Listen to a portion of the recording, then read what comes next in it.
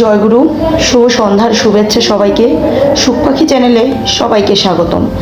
আপনি কি জানেন, কুরুক্ষেত্রের যুদ্ধ শুরু হওয়ার আগেই কৌরবরা মানসিকভাবে হেরে গিয়েছিল?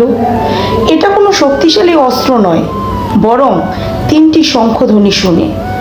গীতার 16 নং শ্লোকের এই 3টি শঙ্খধ্বনি আসলে আপনার হেরে যাওয়া জীবনের 3টি উইনিং পাসওয়ার্ড। আজ আমি আপনাদেরকে এমন 3টি মনস্তাত্ত্বিক শক্তির কথা বলবো, যা আপনাদের জীবনকে দেখার দৃষ্টিভঙ্গি চিরতরে বদলে দিবে। এটি খুব গভীর ও আধ্যাত্মিক তত্ত্ব। অনন্ত বিজয়, ধৈর্যের শক্তি। রাজা যুধিষ্ঠির বাজালেন অনন্ত বিজয় শঙ্খ। এর অর্থ এমন এক বিজয় যার কোনো শেষ নেই। আধ্যাত্মিকভাবে এটি আপনার আত্মসংযমের প্রতীক। যে আমাদের সবথেকে বড় শত্রু সে বাহিরের কেউ নয়, তা হচ্ছে আমাদের নিজের রাগ আর অস্থিরতা।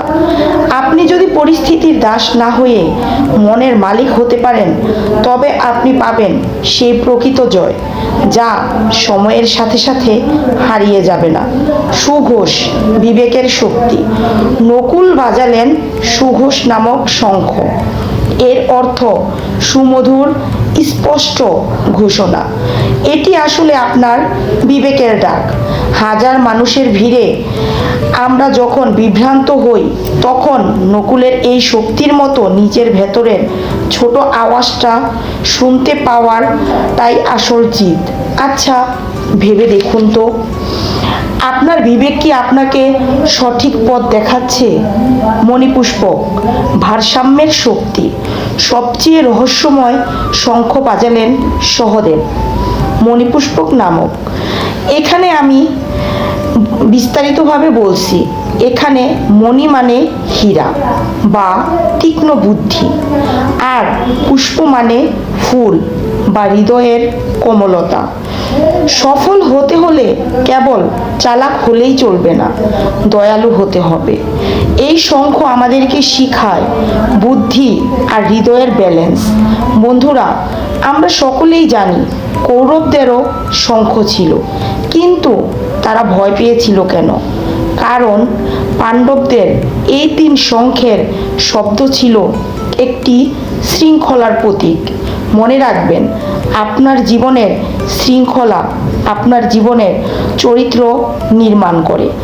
যখন আপনার চরিত্রে এই 3টি গুণ থাকবে, ধৈর্য, বিবেক আর ভারসাম্য আসবে, তখন আপনার শত্রু আপনার লড়াইয়ের আগেই আপনার ব্যক্তিত্ব দেখে ভয় পাবে।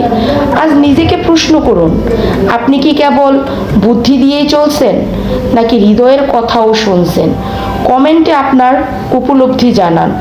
গীতার এই গভীর রহস্যগুলো জানতে আমাদের যাত্রায় যুক্ত হন, আর ভিডিওটি শেয়ার করে সত্যের আলো ছড়িয়ে দিন সকলের মাঝে।